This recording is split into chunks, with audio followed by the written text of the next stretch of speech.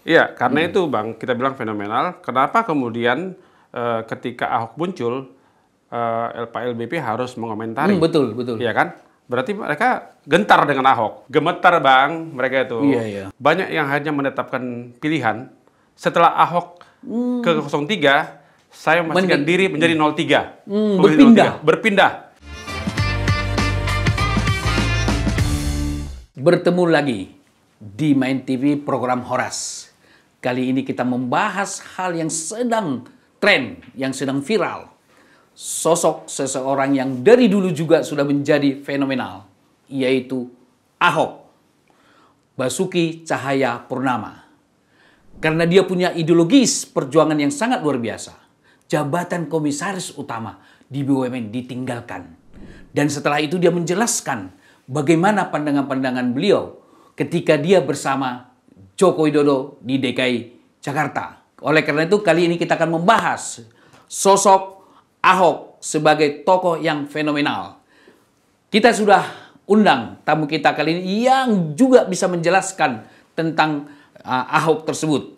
Saya kira beliau adalah mungkin boleh jadi, tapi namun kita dengar saja nanti pandangan beliau tentang Ahok ini, yaitu Insinyur Sahat Sihombing. Saya lupa, Dr. Insinyur Sahat Sihombing. Makasih, Bang. Kita lanjutkan perbincangan kita tentang topik tersebut. Baik, nah, Pak Sahat, bisa nggak menjelaskan kepada pemirsa kita, kenapa sih sosok Ahok ini termasuk sosok orang yang fenomenal?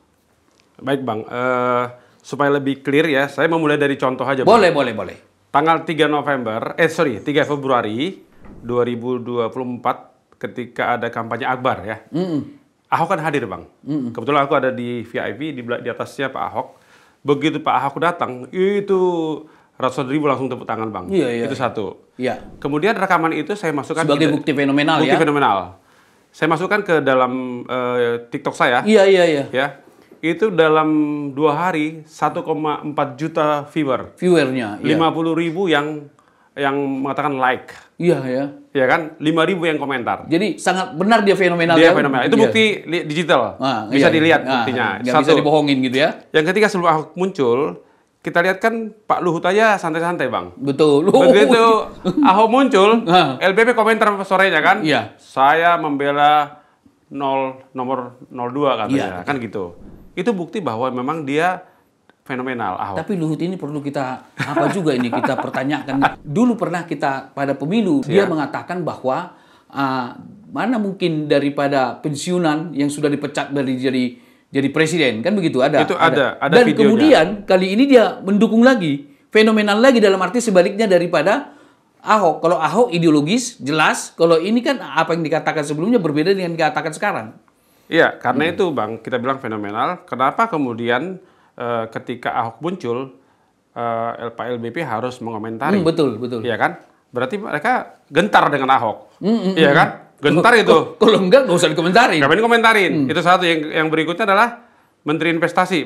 Si Bang Bahlil. Bang Bahlil. Tapi ya komentarnya terlalu, sorry itu saya Bang ya. Boleh, boleh. Dia meremehkan Bang. Apa kalimat yang itu Ahok tuh nggak mewakili rakyat katanya. Bagaimana Bahlil mengatakan nggak mewakili rakyat? Dalam 2 hari 1,4 juta viewer, ya kan? 50.000 yang like. Berarti dia mewakili rakyat Bang. Betul. Iya kan? Dan apa yang disampaikan di dalam deklarasi Ahok kemarin, terus saya ikut juga. Iya, apa saja yang disampaikan? Dia bilang begini Bang, yang pertama adalah, ada berapa poin gitu? pertama, ya, dia menjelaskan tentang petugas partai. Petugas partai itu sebenarnya nggak ada masalah dia bilang. Betul. Karena pemimpin partai PDIP menugaskan dia untuk bertugas untuk mengamankan uang rakyat. Betul. Ya, untuk melindungi rakyat. Misalnya komisaris BUMN. Iya, gitu ya, mengamankan supaya Pertamina ini nggak dicolong uangnya. Iya, dan berhasil gitu Apa kan? salahnya gitu? Dan berhasil. Iya, kecuali petugas rakyat untuk merampok ya. Petugas partai merampok kan gitu kan? Petugas partai merampok. Ini enggak. Jadi kadang-kadang memang istilah petugas partai ini itu diolah itu. Misleading lah. Ya, diolah gitu. sedemikian rupa Dari masalah. Hal yang positif menjadi negatif. Betul. Nah, itu yang contoh yang berikutnya tetapi saya sayangkan seorang menteri ya. Maksudnya dalam ini Bahlil atau Bahlil? Luhut? Termasuk dua-duanya lah. Dua-duanya lah ya. Kenapa begitu mengecilkan seorang Ahok, padahal faktanya nggak seperti itu. Itu menunjukkan bahwa mereka Betul. gemetar, Bang, mereka itu. Iya, iya. Gemetar. Kalau nggak ngapain diam-diam aja mereka. Iya kan? Berarti artinya bahwa Hawker ini artinya masih banyak pengikutnya yang militan kalau begitu ya. Betul. Dan yang menarik gini, Bang. Saya baca dari ribuan komentar, ya, banyak yang hanya menetapkan pilihan setelah Ahok ke 03, saya memastikan diri menjadi 03. Berpindah. Ada banyak yang berpindah dari 02 ke 03. Iya, iya. Ada datanya di Ada TikTok. datanya. Ada, Bang, kalau mau dibuka. Jadi, artinya dapat kita simpulkan bahwa Ahok ini sebagai sosok yang bisa mendongkrak suara di Pilpres yang akan datang untuk Ganjar Mahfud. Bisa sekali, Bang. Bisa ya? Sekali. Walaupun gini, Bang, ada juga yang komentar negatif, ya. Contoh teman saya juga terpengaruh. Dia bilang, wah ngapain kita bela Ahok? Dia ngomong integritas dia sendiri. Sorry nih, masalah pribadi sampai diungkit-ungkit masalah perceraiannya. Saya bilang, udahlah kita sebagai manusia jangan naif, saya bilang. Dia kan punya persoalan sendiri, jangan dicampur-campurkan antara personality problem dengan masalah public problem, public problem. Jabatan, Iya, misalnya. nggak bisa dong. Jabatan publik. Emang kita ini orang yang jujur, orang yang bersih, kan nggak juga. Iya, jangan seperti itu gitu loh. Nah, kita lihat adalah apa yang dia perbuat. Abang tahu nggak kalau dia seorang komisaris umum Pertamina, Iya, komut. itu mungkin bisa dapat tancim puluhan miliar, Bang. Per tahun, per bulan? Per tahun. Per tahun, ya? Gaji mungkin ratusan juta, Bang. Iya, Bisa ya. 300-500 juta lah. Harus kita mepet ke dia biar kita kebagian ya. Ya kalau manusia biasa yang tidak punya integritas mungkin pasti dia lebih memilih jadi komut Pertamina. Karena apa? Masih ada waktu sampai bulan Oktober paling tidak kan dia menjabat di situ. Tapi karena idealisme dia mundur gitu ya. Betul. Gitu ya, nggak bertahan di situ dia. Betul. Karena memang dia punya garis sekarang yaitu mendukung Ganjar Mahfud. Nah, kemudian apa kira-kira pernyataan daripada Ahok yang menjadi perbincangan di ruang publik yang tentang katakanlah hubungannya dengan Joko Widodo ketika di Pemda DKI, pemerintahan DKI? Banyak sekali, Bang, yang saya juga terbuka. Oh, begini ya ternyata ya pada saat Ahok jadi wakil gubernur. Yang pertama ternyata dia mengatakan pada saat dia dicalonkan jadi wakil gubernurnya Pak Jokowi, ternyata Pak Jokowi nggak setuju, Bang. Kenapa nggak setuju? Abang tahu nggak, Bang? Ternyata ada unsur rasis, Bang. Saya dibilang Cina, dibilang Kristen. Itu Pak Ahok yang ngomong, ada videonya. Ya. Tapi kemudian Bu Megawati memilih Ahok tetap dan buktinya kan menang, Bang. Betul. Jadi itu satu membuka, oh ternyata ini ada story yang nggak terungkap, the untold story gitu, Bang. Dia buka kemarin.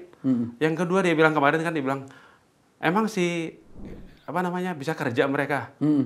Yang kerja sama siapa sih yang kerja sebenarnya? Dia ungkap bahwa yang kerja itu dia gitu, Pak Ahok. Itu kemarin diceritakan juga. Kemudian yang berikutnya adalah bahwa kita ini bekerja untuk melindungi rakyat, gitu. Kita bekerja untuk mengamankan rakyat. Jadi jangan kemudian saya dituduh saya nggak loyal dengan yang menunjuk saya menjadi komut, dia bilang gitu. Saya keluar tuh bukan saya nggak mau meneruskan pekerjaan saya, dia bilang gitu. Saya sudah melihat kondisi ini, saya harus turun. Karena kondisinya sudah mulai keluar dari track. Iya. Nah itu, dia jelaskan seperti itu, Bang. Jadi hal-hal seperti itu membuka wawasan kita, wah benar ya. Dan kemudian juga dari data yang ada tadi saya bilang, ternyata memang 1,4 juta ini adalah bukti bahwa dia fenomenal. Viewernya ya. Viewernya langsung. Nah, dalam 2 kan hari. biasanya ada kelompok masyarakat yang katakanlah ke Ahok ini, ada yang militan gitu ya. Ya. Ada yang sekedar follower biasa. Ada yang fandom banget. Ya. Fan banget. Ya. Nah, kira-kira menurut Pak Sahat, Ya. dari kelompok-kelompok masyarakat tersebut, saya kira bisa nggak menambah suara bagi Mahfud, bagi Ganjar Mahfud? Oh, udah pasti, Bang. Tadi saya katakan tadi dari ribuan komen tadi kan, Bang, ada yang tadi yang masih ragu-ragu, langsung menetapkan diri menjadi nomor 3. Ada yang tadinya nomor 2, bahkan beralih menjadi nomor 3. Itu udah menambah, Bang. Kalau secara statistik, Bang, ya, 50.000 yang like dibandingkan dengan 1,4 juta, saya bisa menyebutkan bahwa itu mayoritas, Bang.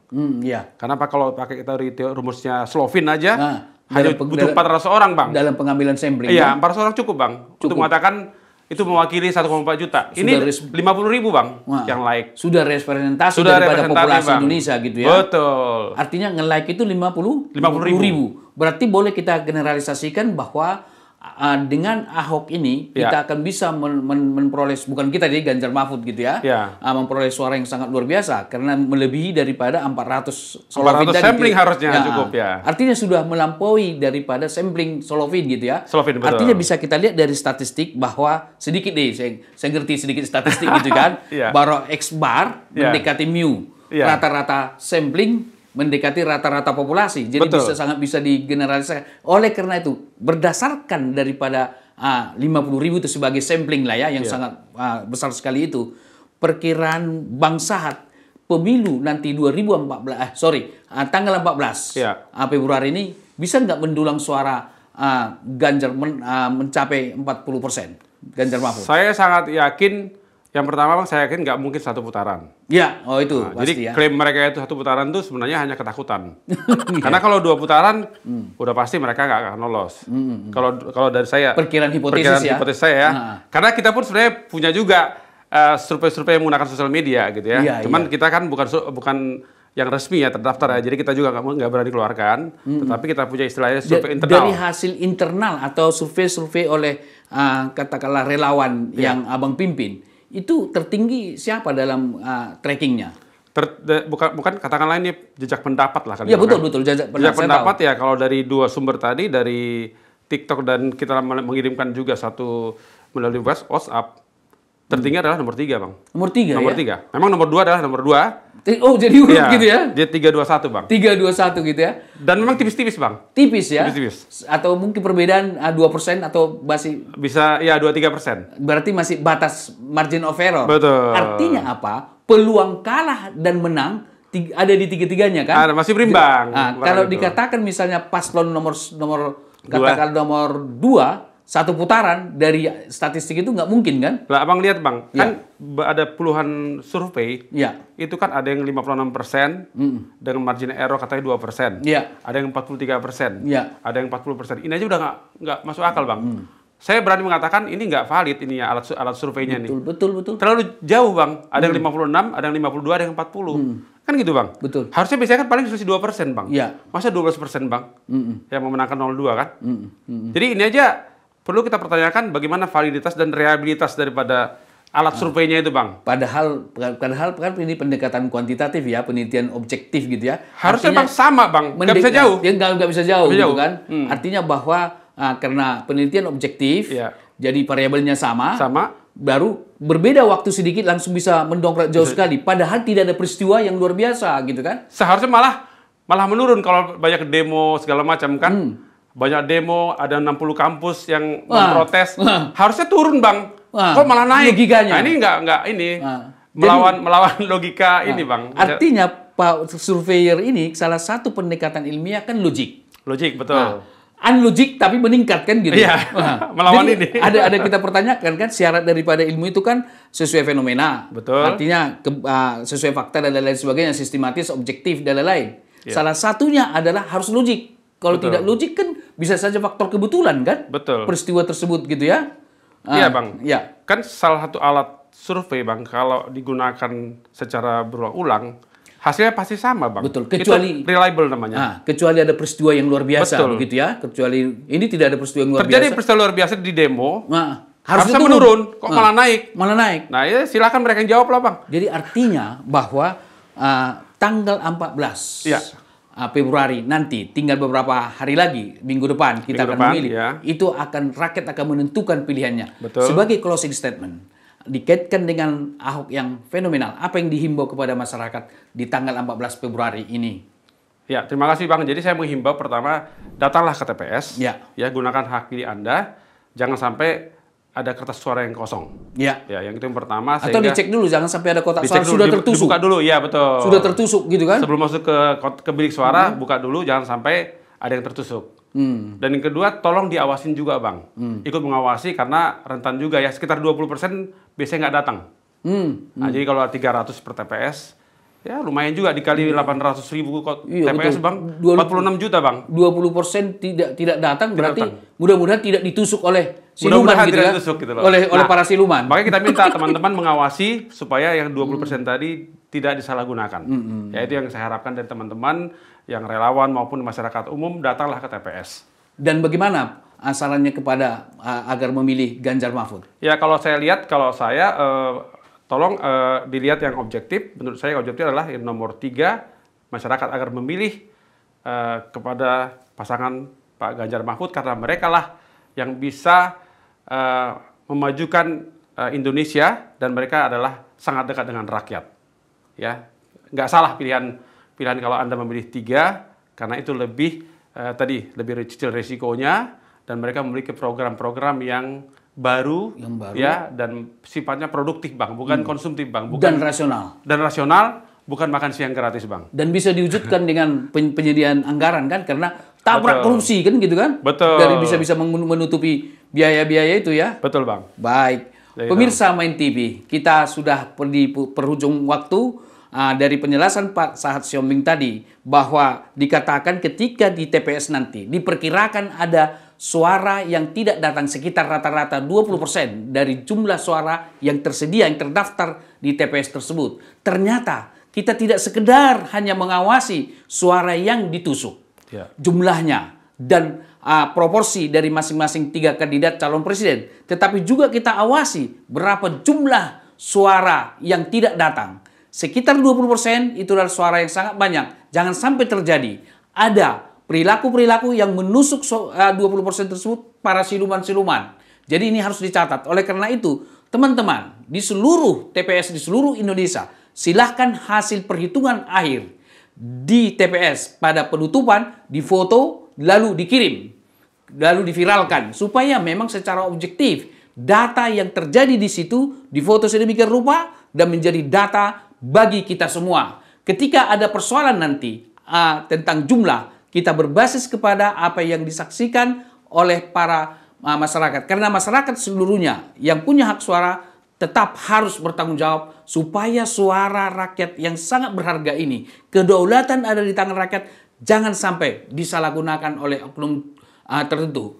Saudara pemirsa Main TV, saya kira kali inilah pertemuan kita yang membahas tentang fenomenal. Sosok Ahok sebagai sosok yang fenomenal. Sampai jumpa di program Horas berikutnya.